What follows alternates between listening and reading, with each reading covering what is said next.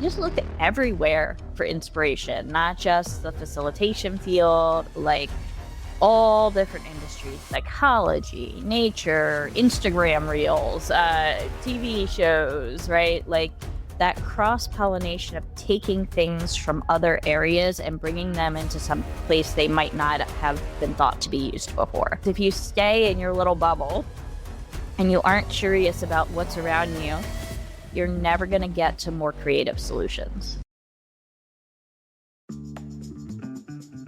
From the city of Peaky Blinders, Birmingham, England, I would like to introduce you to Paddy Danda. As the world becomes more automated and the robots take over, it's imperative that we build the right human skills for the future.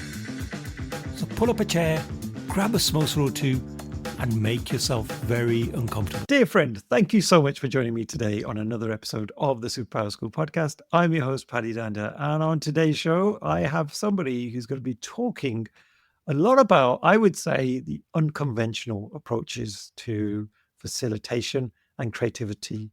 Welcome to the show, Rach Davis. Hey, Rach, how you doing? That's me. I'm so excited to be here. I would say that yes, a lot of what I do is unconventional, and that's really one of my defining factors. I love that. And I love meeting people that are a little bit unconventional. I was thinking about a job title for myself the other day, and I was like, could I be like the creative weirdo? And Yeah, why that's not? something, right? Because nobody expects that. And then if someone sees that title, they'll be like, oh, what's this all about? And it gets you curious. So Yeah, I was writing some descriptors the other day because I'm thinking about starting a Substack next week, and I was writing little descriptors on my thing, and I was like, okay, what can I call myself? All right, I'm a facilitator, Miro hero, and then I was like, ooh, what about like Butter Brainiac for like the Butter app for everyone that's familiar with Butter? I was like, okay, what can I say that's not like expert or wizard? like, so. Yeah. For this episode, what is a superpower you're bringing to our audience today? So I had originally thought, well, okay, my superpower is facilitation and workshop design. And then I was like, well, that's too conventional. So so my superpower is cross-pollination. And so what I mean by that, and I talk about this a lot on how I use and design workshops, where I get inspiration. I just looked everywhere for inspiration, not just the facilitation field, like all different industries, psychology, nature, Instagram reels, TV shows, right? Like that cross-pollination of taking things from other areas and bringing them into some place they might not have been thought to be used before.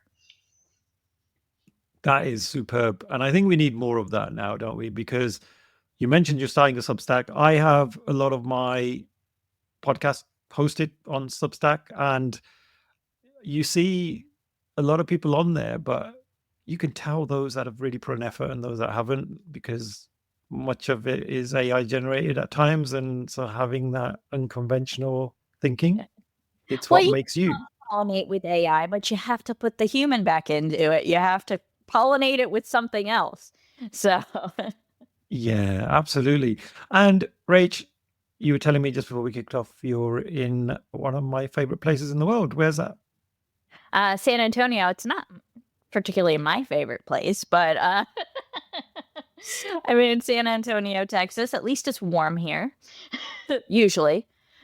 So that is a plus. I would say I'm actually originally from Baltimore, and Baltimore has a very big, thriving technology and design community. And, before the pandemic happened, there was a lot of like in-person things because you can walk.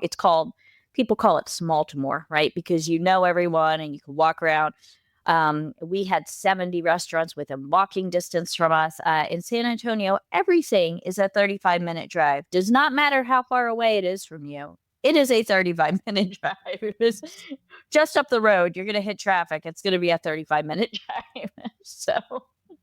Oh, I hear you on that one. So I did actually visit San Antonio one time, and I said I was going to save this story for the podcast episode. Yeah, let's hear it. Well, this is quite a few years ago. I was invited to a conference out in San Antonio, and it was called the Building Business Capability Conference. And a good friend of mine, local to me here, Sam, I roped him in to coming along on this trip.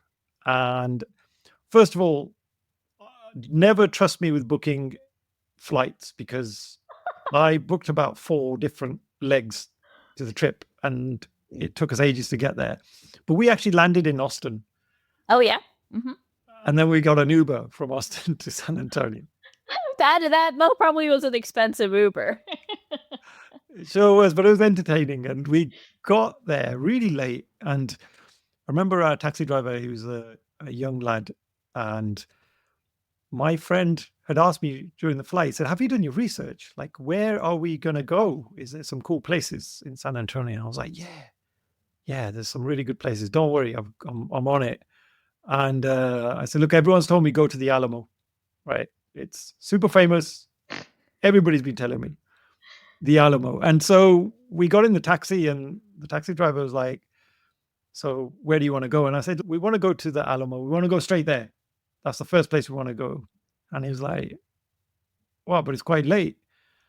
And I was like, yeah, but it's open, right? And he went, no, I don't think so. And then I went, wait, what kind of nightclub is this? Okay, that's fantastic. So I had no idea, because everybody's bigging it up like, oh, it's a place to go. You got to check it out. Don't leave there without going there. And we got there, and it obviously wasn't a nightclub at all. But No, not at all. No. Woo. Yeah, I've been in San Antonio about 7 years. So if you were at a conference, you were likely around like the Riverwalk. We were like about 45 minutes away from downtown San Antonio. So like that area. But I used to be a director of communications for a nonprofit in San Antonio, where we ran a week-long festival called Fiesta. It's for about like 3.5 million people every year. And it's located all down there, downtown, and in the whole downtown basically shuts down for this thing, right? I will never go to one again after being that director of communications. It is craziness, and I was my first year in San Antonio, but I got to know the city through it, so that was a plus. The Riverwalk's super cool, though, Yeah. isn't it? I remember For like we 2 taking days. a walk down there. Yeah, for 2 days. Yeah. I got a lot of love in San Antonio, because I think a lot of the locals, they couldn't work out like what I was, and they thought I was Mexican. And so I had people coming up to me going, hey, how you doing? Where you from? And I was like, I'm from England. And they're like, oh, Mexican living in England. I was like, no, but I can be. I mean, that's fantastic.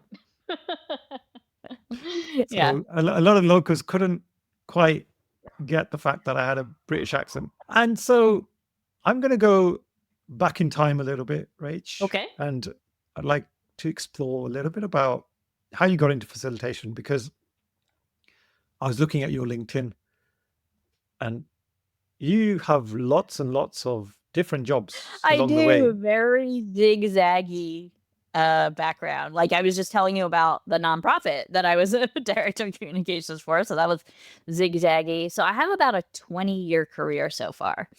Yeah, I'm a lot older than I look. And you're only 21. Yeah, that's amazing. 42. The answer to life, everything in the universe. So I actually started out, if you could believe it, in like business development. My degree is in mass communications. I have, public relations, strategic communication. That's kind of where my degree is. Not that I use my degree for anything, because I feel like everything I just kind of learn from experience. But I started out in a business development department, because that was where I could get my foot in the door. And so there was a lot of communication, of course, involved in that, and talking to people. from that, I just kind of evolved into some like internal communications things. I eventually ended up leading design teams, so like UX design teams. You know, one of my favorite jobs that I had was actually something called a university affiliated research center. So it's like a university.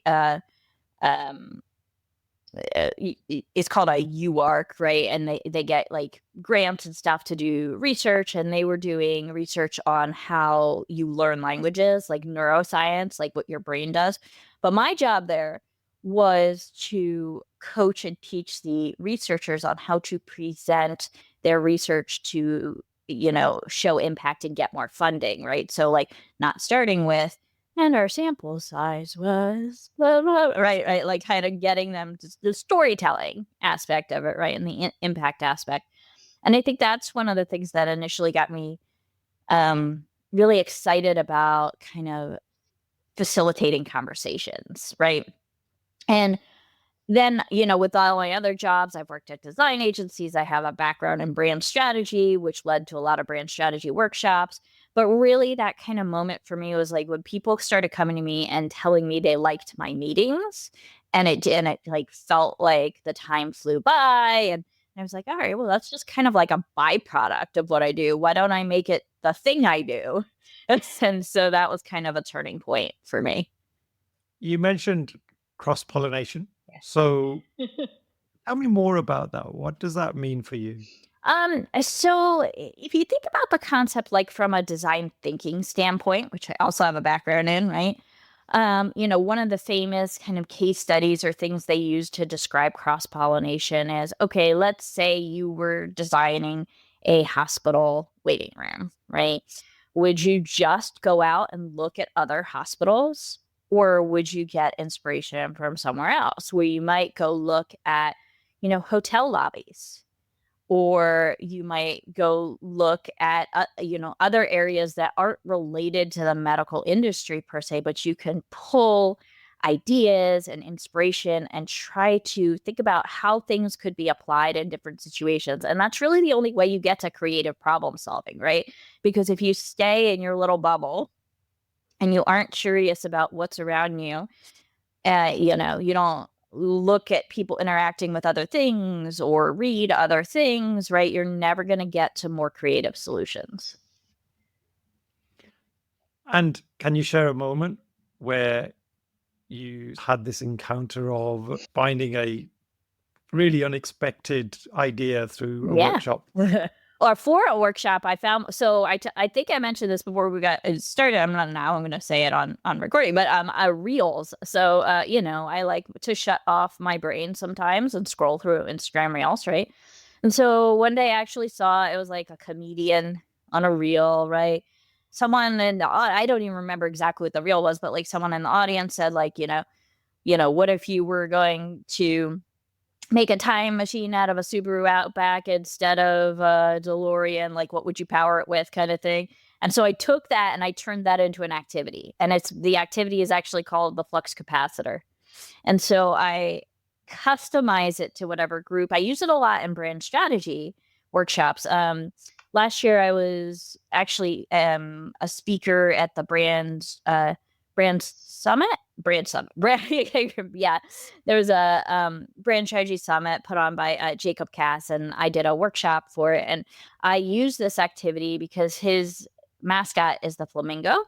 And so for the group that was in the room, I said, okay, well, if you were going to make a time machine out of a flamingo instead of a DeLorean, what would you power the flux capacitor with, right? And we're in this situation of trying to find motivation behind people. So like, if I do that in a brand strategy workshop, it's related to their brand. Like, what would they power it with, right? And this was related to the brand summit. What would you power it with? There was a lot of answers of like coffee and inspiration, right? Like, so I was able to take kind of this nugget of an idea I saw in a comedy sketch on a reel and turn it into an interactive activity, which I will continue to evolve, right? But that was the initial version of it. I love those moments where you get inspiration from just, like you say, the least expected places sometimes, and it sparks an idea. What are some of your other favorite activities when you're facilitating workshops? Because I'm always Oh, looking for sure. new ways and things that I can bring into my workshops. Well, it's interesting that you bring that up. I actually run a free community session. I try to do it, at least once every other month, called Wonder and Workshops. And the next one I'm doing in February is called Bring and Borrow. And I'm actually having people bring workshop activities and borrow activities for other people during the hour and 15 minutes that we have this session. So people can do exactly what you're talking about, like get activity ideas for other people and give them. It's one of the things that I've been, crafting and collecting. And it's one of the things I want to put more of it out there. I talked about my Substack and things like that. And I think the key with activities is putting them together in a flow that makes sense, right? And that's one of the things that I help people with, right? You could see a really cool activity, but how do you adjust it to your audience and put it together in a way that makes sense and flows with what's happening, right? So I love Lego Serious Play. So one of my favorite activities there is the duck activity, which has so many different iterations, right? There's so many different ways you can do it. But the way that I like to use it is for communication aha moments, right? With the pairing up and not looking at the other duck and building the duck. My husband and I recently ran a workshop together at a technology conference for engineers and developers. And we did that activity our whole workshop was called Team Comms That Don't Suck, Just Lego. And so we opened up with that activity where we paired up everyone. Each person got their duck blocks, and we said, okay, everyone facing this wall, you're going to have a minute to build your duck. Or I think it was like 30 seconds to build your duck. All right. And then you're going to explain to the other person how to build their duck.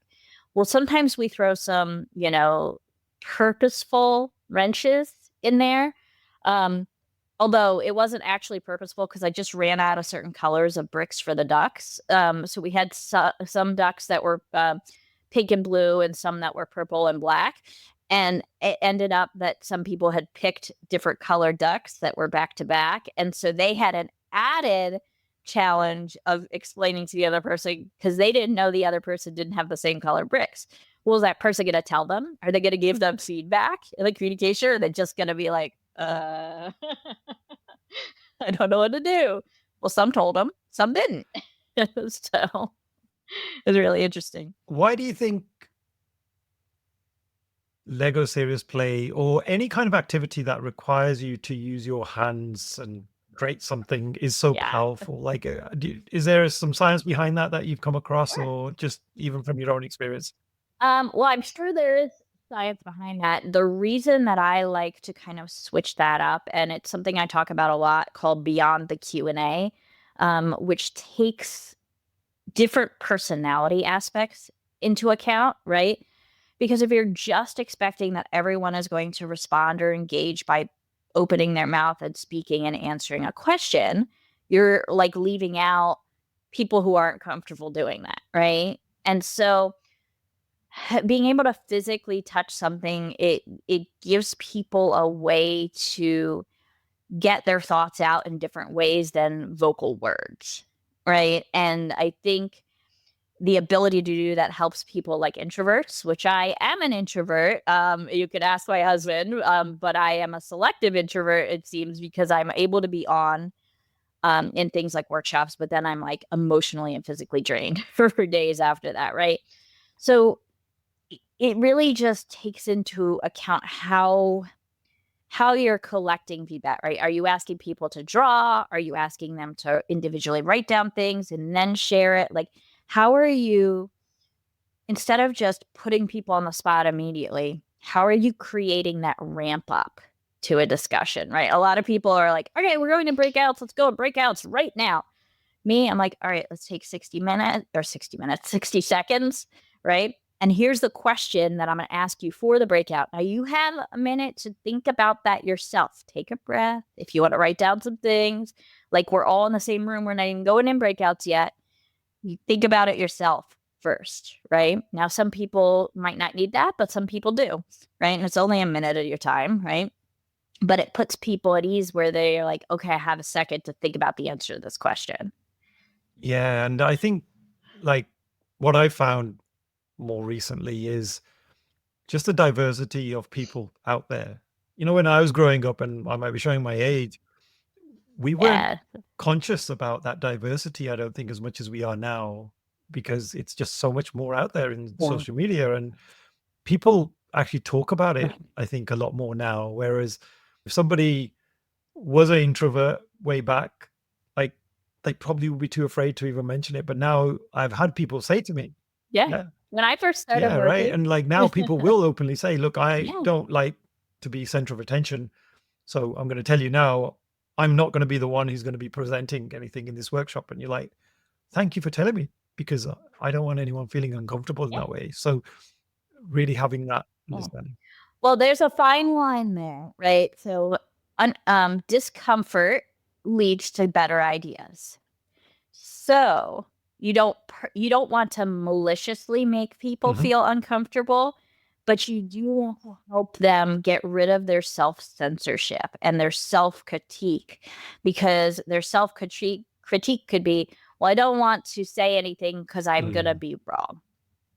Right. And so setting that environment for them where wrong is okay helps them get rid of their self-censorship, right? And gets you to better ideas. And what's your favorite moment to experience as a facilitator in a workshop? Like, is there a point in a workshop where you feel that everything you're doing is worth it?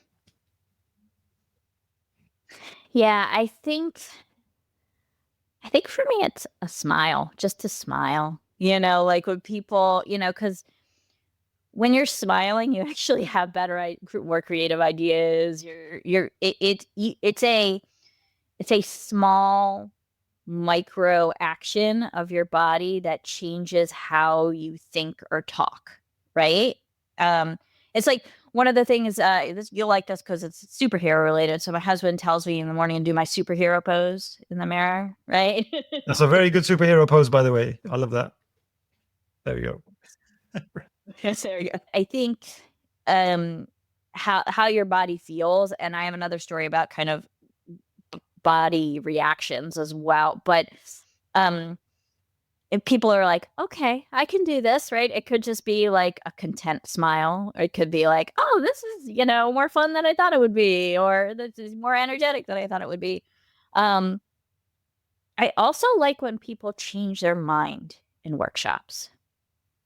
So I don't want people to have the same idea all the way throughout, right? Like the point is to collaborate and to hear other ideas and to build on ideas. And it's okay to change your mind, or when people expand their ideas and they're like, oh, okay, I wasn't thinking about that before, and now I'm thinking about that. Let's, could we do this? Right. So I like when those sometimes potential tension leads to something more impactful at the Oh, end. brilliant. And you mentioned you have another story.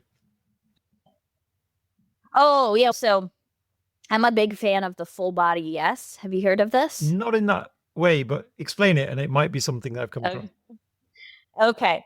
So, like, right now, if you were to think about a food that you absolutely love and like eating that food, like close your eyes and like think about it, what does your body do? Is it relaxed? Does it like how does your body feel? Now I want you to think about a food you absolutely hate and someone was making you eat that. Close your eyes, like, Oh how does your man, I body hate feel now? broccoli. like a tense up. I like broccoli, but all right, but it tenses up, right? So when your body, when your body tenses up, and that's a no, right? Like it's telling you something. But if your body's like, oh yeah, that's like, and so that's what I tell people to like feel for, like when they're hearing things in a workshop, and then kind of talk about why that happened. Why was that a no for you? Right? Like, why did your body feel that way? Right? Like, because sometimes people don't listen to how their body is reacting to what's happening. Oh, I really like that. That's a really good way of looking at it. And I'm going to delve into a few tools now, because I know often Yeah. when I'm presenting stuff, Like, people don't often care about what I'm saying. They're just like, well, what tool did you use? Or what app is that? So I know how fixated we get with tooling. You mentioned you use Butter, which is a platform for, I guess, Yes. video conferencing kind of stuff, but also collaboration. Would you tell us a bit more about Yeah. that? Um, it is a Zoom alternative for me. Like, I use it instead of that. It is a video platform, but specifically made for engaging workshopping and sessions, right? I use it for everything, one-on-ones, meet and greets, workshops, right? And they also have a tool called Butter Scenes, which you can use with other things like Zoom or any other video platform. It's kind of like using something like Mentimeter, but like a lot more robust for facilitators. It's not just that aspect of it, Mentimeter recording things in real time. So um, for me, I like to design my sessions to be tool agnostic, that I could run them anywhere.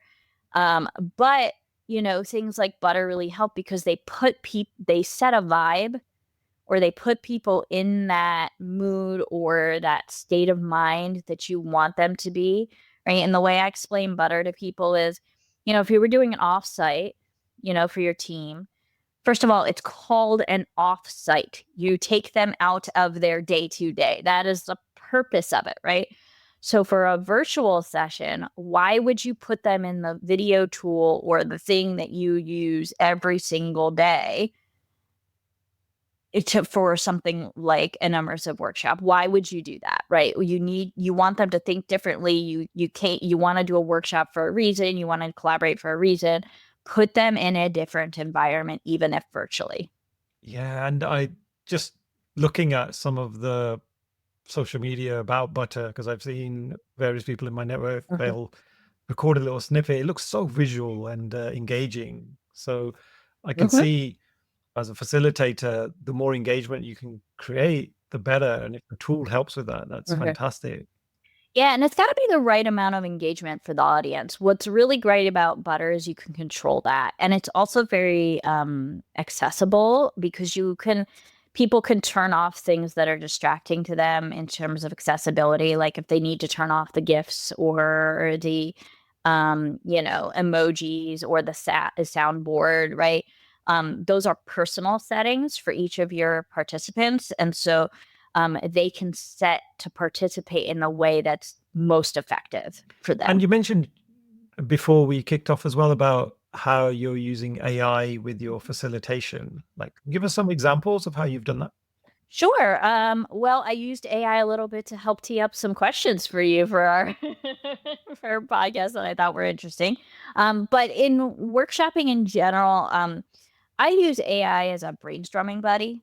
All right. Like, I don't take anything that comes out of it at face value. I always combine it with my own thought or things coming from other places in that cross-pollination, you know, respect. But in terms of designing workshops, I use it a lot of times to ask, about when I'm customizing my own activities. I might ask it something about this, like, what would be a cool way to get people to answer this certain type of question? Or, what have been done in other places for this type of conflict? It kind of helps me cross pollinate without having to like physically always go to the place that I'm going to observe. So in design thinking, there's a lot of things about going and observing and going into places and observing, right? And that's great. It's always great to do that. I still do that. But sometimes you can't do that. Right? And you're like, and you, even if it's like culturally, right? Like, you want to know how they do it in a different part of the world, right? um, this is a way to make that more accessible, right?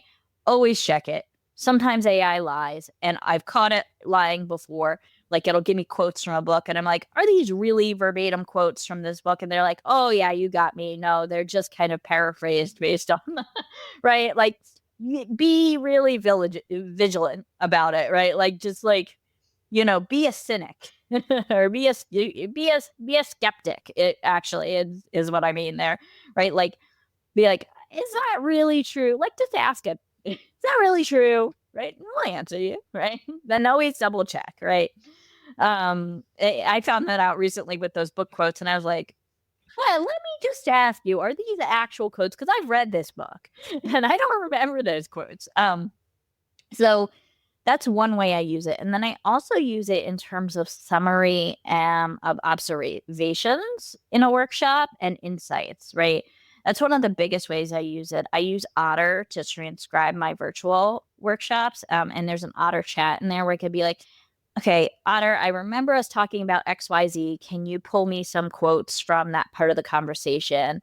Or can you direct me to that part of the conversation with a link into the transcript, right?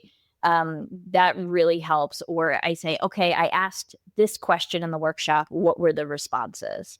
Right. And because those were verbally recorded, it can do that. There's also some AI features on Miro. If I had used a Miro board, right, that I could, or I took photos of live Post-its and put them on a Miro board afterwards, I can do, summarizing and things like that. Yeah, it's become super useful, hasn't it? And I remember way back in the day when I was starting off my career and I had to facilitate some meetings, workshops, and I never had the luxury of having a scribe in the room. And you'd be with one ear trying to listen, but then also trying to figure out what you're going to ask next. And it became really difficult because you're scribing at the same time. And now I just think these sort of automated tools, the AI tools. I mean, I've got my basic sound recorder on my Android phone that I use, and it can then transcribe the whole conversation afterwards. So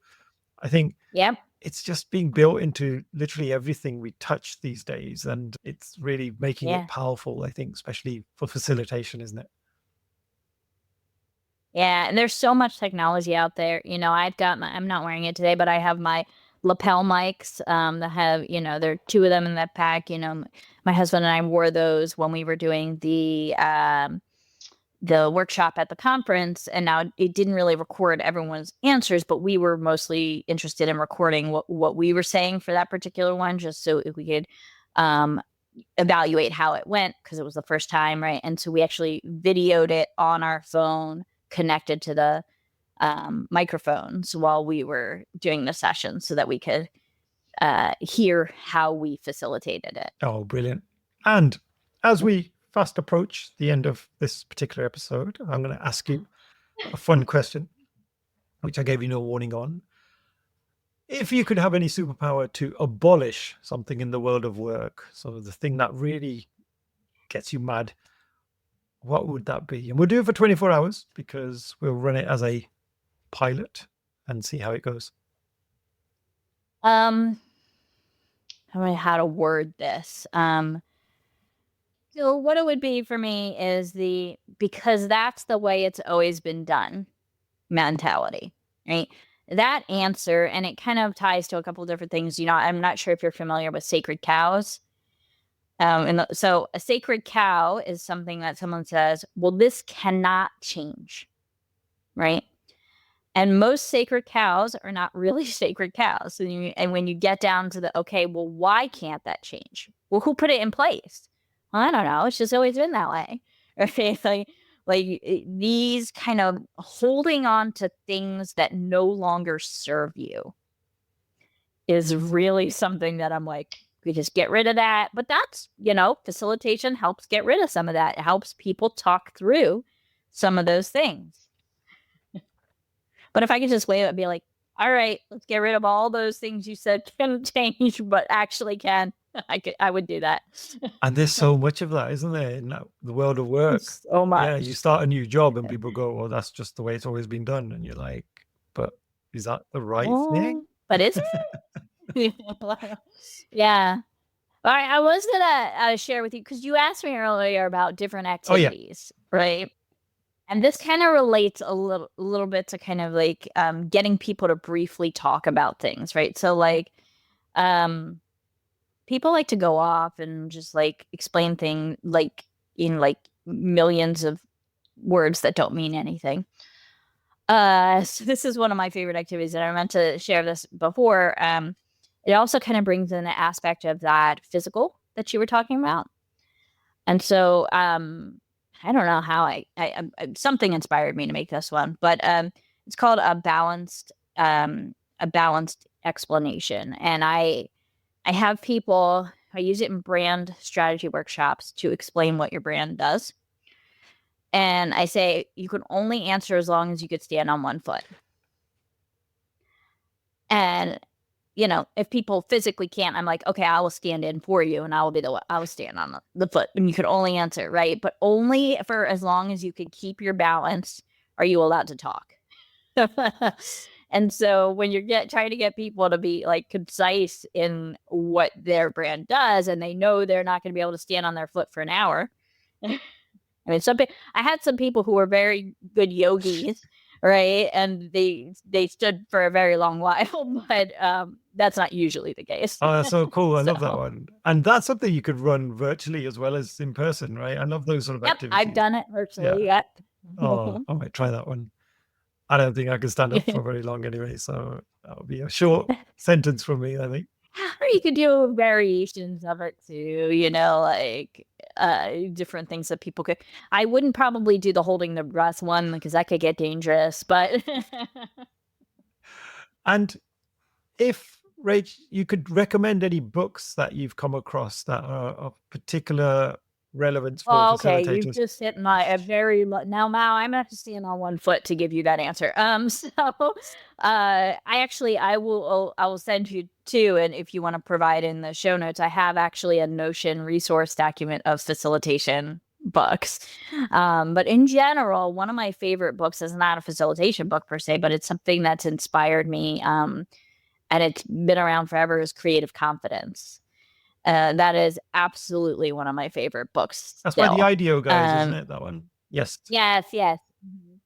Yeah. So that is absolutely still one of my favorite books. When it comes to facilitation, I really liked Facilitating Breakthrough.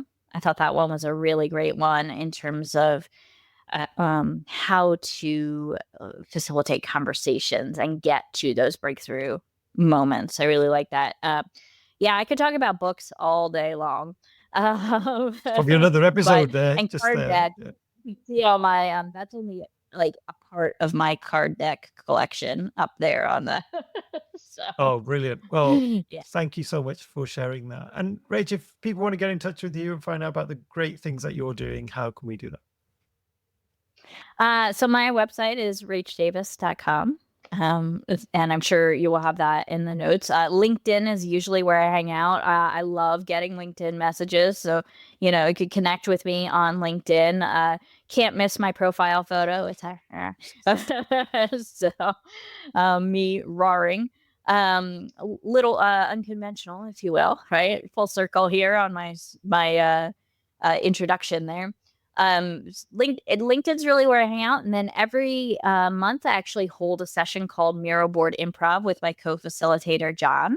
And we have our next one scheduled through April already, February, March, April. And, that's part of my recovering perfectionist, why we started those, right? It's anything can happen. We build a Miro board in real time. And I love kind of meeting new people in those sessions. So. Oh, amazing. I'm going to have to come along to one of these because I'm feeling a bit of FOMO already. So I will look out for that. But thank you so much, Rachel. It's been such a pleasure to get to know you. We've only really engaged through LinkedIn up until now. So I'm just really glad we got some time to actually speak and put a voice to the face too. So thank you so much. Yeah, and hopefully we'll see you at some of the Miro Improv and maybe even my Wonder and Workshop session I have coming up. You could get some activity ideas. Oh, brilliant. I better get practicing standing on one foot before I do those. So yeah, let me just do that. or just practice your superhero pose. It's the end of another episode. Thank you so much for listening. Please do connect with me via LinkedIn and drop me a message and let me know your favorite takeaways from the episode. Also, don't forget to subscribe to the Superpower School newsletter so that you can be notified of all future episodes.